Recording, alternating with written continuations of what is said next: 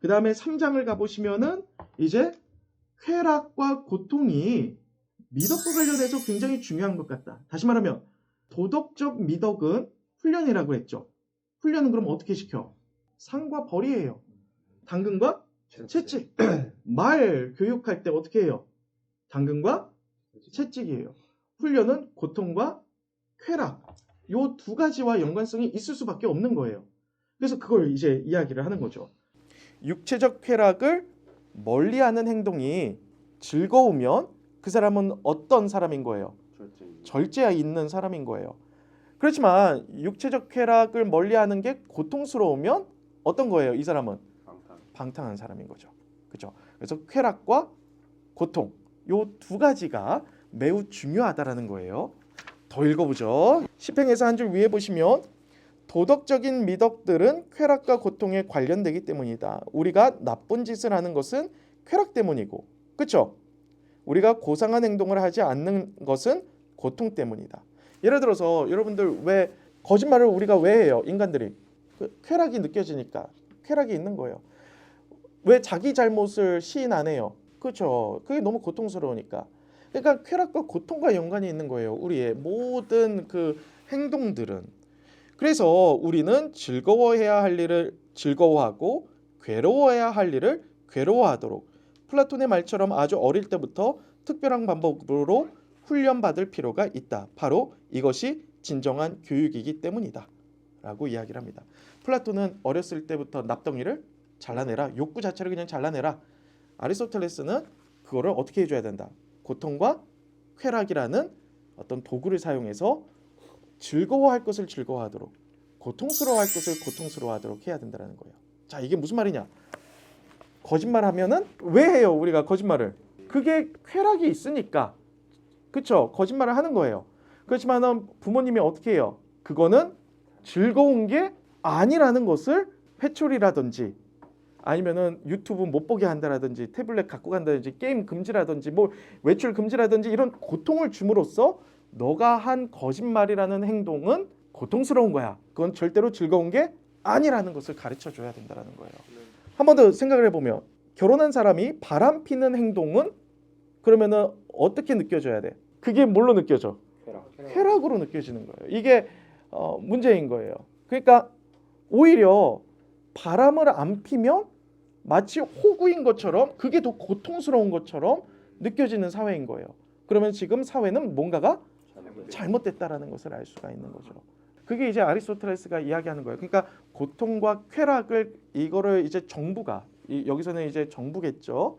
정부가 사용을 해가지고 이 국민들이 즐거워해야 할 것을 즐거워할 수 있도록 고통스러워해야 할 것을 고통스러워할 수 있도록 해줘야 된다는 거예요. 어거스틴 같은 경우에는 뭐라고 이야기를 하냐면 우리 다음 단계에서도 이야기를 하겠지만 어거스틴이 자기가 이제 아버지가 어거스틴이 아들이 좀 지위가 높아지고 명예 좀 있고 어떤 땅땅거리고 이렇게 살기를 원했던 거예요.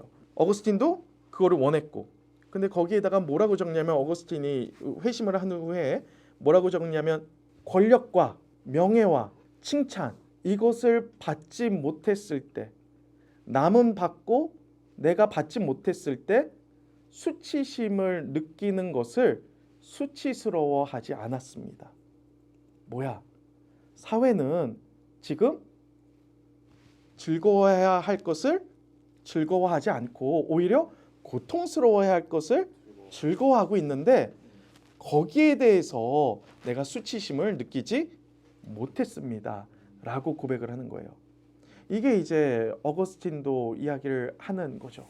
그러니까 우리 사회도 이런 생각이 굉장히 필요할 수밖에 없는 거죠.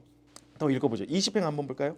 사람들이 나빠지는 것은 쾌락과 고통 때문이다. 다시 말해 쾌락은 추구하고 고통은 회피하되 그래서는 안 되는 것들을 그래서는 안 되는 때에 그래서는 안 되는 방법이나 그 밖에 다른 비이성적인 방법으로 추구하거나 회피하기 때문이다.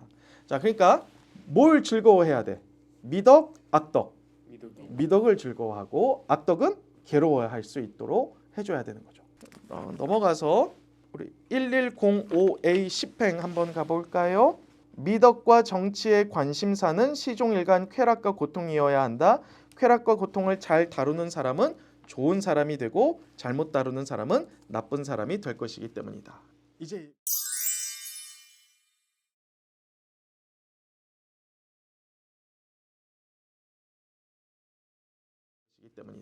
이제 미덕에 대해서 이것들을 중용과 이런 지금까지 얘기했던 것들을 종합할 텐데, 사장은 이제 약간 부연 설명이 있습니다.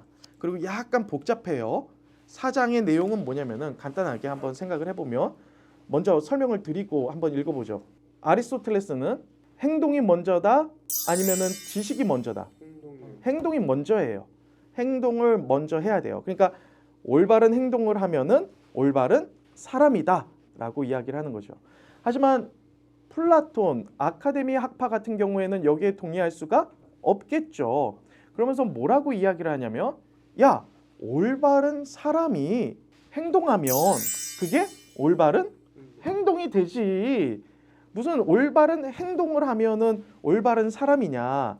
왜냐면 아카데미 학파는 뭐라고 여기에 토를 달 수 있냐면, 야, 누구는 그냥 행동만 따라할 수 있지 않냐. 진짜 올바른 사람이 아닌데 그냥 행동만 따라할 수 있지 않냐. 그럼 그 사람도 올바른 사람이냐? 라고 반문을 하는 거예요. 그러면서 이제 예시를 드는 게 뭐냐면은, 예를 들면은 피아노를 한번 생각을 해보시면, 피아노는 어떻게 하면 돼요? 따라서 계속해서 반복해서 치기만 하면은 뭐 하나의 노래를 칠 수 있는 거예요.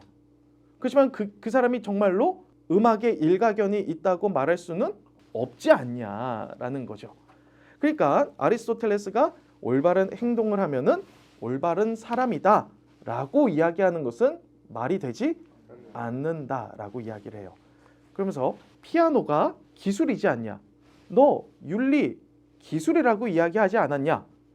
그러니까 똑같은 이치에서 이런 문제들이 나오니까 너의 말은 틀렸다라고 이야기를 하는 거예요. 그거를 한번 읽어보죠. 4장에서 한번 보시면, 하지만 올바른 사람이 되려면 먼저 올바른 행동을 해야 하고 절제 있는 사람이 되려면 절제 있는 행동을 해야 한다는 우리의 주장에 대해 그게 대체 무슨 뜻이냐고 묻는 사람도 있을 것이다. 아카데미 학파죠.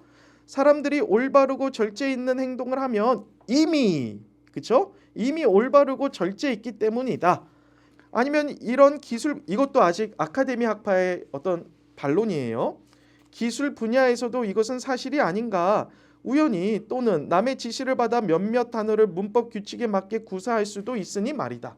근데 이 사람 보고 문법학자라고 말할 수는 없다라는 거죠. 자, 그래서 여기에 대한 답변이 그 다음 단락인데, 아리스토텔레스는 기술이지만 윤리는 뭐예요? 기술이에요. 그렇지만은 미덕과 기술은 약간의 차이가 있다. 다시 말해서 일반적인 피아노 기술 같이, 아니면은 대장장이 기술 같이 그런 기술하고 이 미덕은 약간의 차이가 있다라고 이야기를 하게 되는 거예요. 그 차이가 뭐냐면, 일단은 우리가 올바른 행동을 한다라고 했을 때 세 가지가 필요해요. 올바른 행동을 한다. 올바른 행동은 이게 올바른 행동인 것을 알고 해야죠. 알고 해야 돼요. 그렇죠? 그리고 올바른 행동은 누구를 도와주는데, 얘를 도와주면은 내가 100억을 받아. 그러면은 이건 올바른 행동이? 맞아요? 아니지. 그건 올바른 행동이 아니지. 그러니까는 뭐가 중요해? 동기가 중요해. 목적이 중요해요. 그렇죠? 그리고 그 올바른 행동을 할 때 내 마음이 진심이 담겨야겠죠. 이게 올바른 행동이다라는 것을 알아야 되는 거고, 그리고 이 올바른 행동을 할 때 올바른 목적이 있어야 되는 거고, 올바른 되게 많이 해야죠. 그리고 마음도 진실함이 있어야 되는 거예요. 그게 거기 보시면 30행입니다. 행위자가 특정한 마음가짐에서 행동해야 한다. 행위자는 첫째, 자기가 무엇을 하는지 알고 있어야 돼요. 지식이죠. 행위를 선택하되 그 자체 때문에 선택해야 한다. 동기예요. 목적. 그러니까 뭐 다른 이익을 위해서 행동하면 안 된다라는 거예요. 셋째, 확고부동한 마음가짐에서 행동해야 된다. 그냥 진실한 마음으로 해야 된다는 거예요. 근데 더 읽어보죠. 그러나 이런 것들은 기술을 습득하기 위한 조건으로는 간주되지 않는다. 지식을 제외하고는. 다시 말하면 피아노 치는 거 그 목적을 위해서 해야 돼? 꼭 하면 돼요. 진실함으로 해야 돼? 하면 좋지. 그렇지만은 굳이 그렇게 안 해도 피아니스트는 될 수 있어요. 대장장이도 마찬가지죠. 대장장이도 돈 벌려고 하는 거잖아. 그렇죠? 목적이 달라도 그럼 뭐라 그래? 그렇죠? 내가 칼 가르러 갔는데 5만 원이요. 그럼 이 사람 안 되겠네. 이러진 않잖아요. 그렇죠? 당연한 거잖아. 그리고 또 뭐예요? 이 사람이 뭐 마음가짐이 좀 안 좋아도 그렇죠? 그래도 칼만 잘 갈아주면 오케이 장땡이잖아요. 그러니까 이거는 미덕하고 일반적인 기술하고 약간의 차이가 있어요. 미덕은 이 세 가지 중에 가장 중요한 게 뭘까요? 올바른 행동. 예를 들어서 우리가 흔히 말하는 선행을 베풀다라고 했을 때 동기가 제일 중요하겠죠. 그리고 마음, 그렇죠? 진실한 마음. 그렇지만 지식은 있으면 좋은데 없어도 그렇죠. 그러니까는 예를 들어서 초등학교 졸업하신 권사님도 선행은 할 수 있어요. 그거예요. 한번 읽어보죠. 그러나 미덕과 관련해서는 지식은 전혀 또는 별로 영향을 미치지 못하지만 다른 두 조건은 적잖이 아니 극히 중요하다. 그리고 이 두 조건은 올바르고 절제 있는 행동을 어떻게 할 때? 반복적으로 할 때 가능하다라는 거예요. 내가 어떤 마음을 가져야 되는지 그리고 내가 어떤 목적을 위해서 해야 되는지는 배운다고 되는 게 어때요? 우리 여러분들 교회 몇 년 다녔어? 우리 다 합치면 한 평균 뭐 몇십 년 되잖아. 그렇지만 계속 채플 시간에도 계속 얘기하는 게 하나님 사랑해야 됩니다. 이웃 사랑해야 됩니다. 근데 해요? 안 되잖아요. 그러면 어떻게 해야 돼? 뭔가를 하려고 계속해서 행동을 해보면 그 마음도 그리고 그 목적도 이제 올바른 그 위치에 올라가게 된다라는 거예요. 아리스토텔레스예요. 그러니까 여자친구에 대한 지식만 안다고 사랑하는 건 아닌 거죠. 예를 들어서 되게 많이 알아. 근데 얘 속여가지고 몇 억 챙기려고 하는 거야. 동기가. 그럼 사랑이야? 아니, 고통스러워해야 돼 이걸 고통스러워해야 돼, 그렇지? 그래서 이거를 왜 이야기하냐? 다시 말하면은 아리스토텔레스가 이 4장에서 이야기하고 싶은 거는 행동이 먼저다. 아카데미 학파에서 이야기하는 지식이 먼저가 아니다. 특히 어디에서? 도덕적 미덕에서는 행동이 먼저다라는 것을 이야기하는 거예요. 그러면서 충격적인 이야기를 해요. 우리 한번 읽어볼까요? 15행 한번 보죠. 그러나 대부분의 사람들은 그런 행위를 하지 않고 이론으로 도피하여 자기들은 철학자이니 철학을 통해 훌륭한 사람이 될 것이라고 생각한다. 누구 이야기하는 거야? 아카데미. 그런 사람들은 오히려 의사의 말을 주의 깊게 들으면서도 의사의 지시대로 하지 않는 환자들과도 같다. 그런 식의 치료법으로는 후자들의 몸이 더 나아질 수 없듯이 전자들의 혼도 그런 식의 철학으로는 더 나아질 수 없다. 뻥 때리는 거죠. 그렇죠? 근데 한번 생각해봐요. 신학하는 사람들도 마찬가지야. 어때? 신학도 우리 신학과도 우리 잘 모르겠지만 신학과도 둘로 나누어요. 그게 뭐냐면은 야 성경을 알아야지. 성경이 최고지. 또 한 부류는 야 성경 많이 한다고 뭐냐 기도하고 영성 훈련 이런 거 하고 이런 거 해야지. 이 두 파로 나누어져요. 하나는 플라톤 학파, 하나는 아리스토텔레스 학파로 나누어지게 되는 거예요. 근데 한번 보시면 둘 다 문제가 있어요. 예를 들어서 영성이 최고야. 그런 사람들은 가끔가다 지식이 딸려서 어떤 약간 오류들을 범하게 되는 거고. 하지만 성경이 최고야. 그런 사람들은 행동을 하지 않아요. 근데 아리스토텔레스는 그런 아카데미 학파에 대해서 어떤 문제점을 제시하는 거죠. 철학자니 뭐니 하지만은 사회의 변화를 일으키지는 못한다라는 거예요.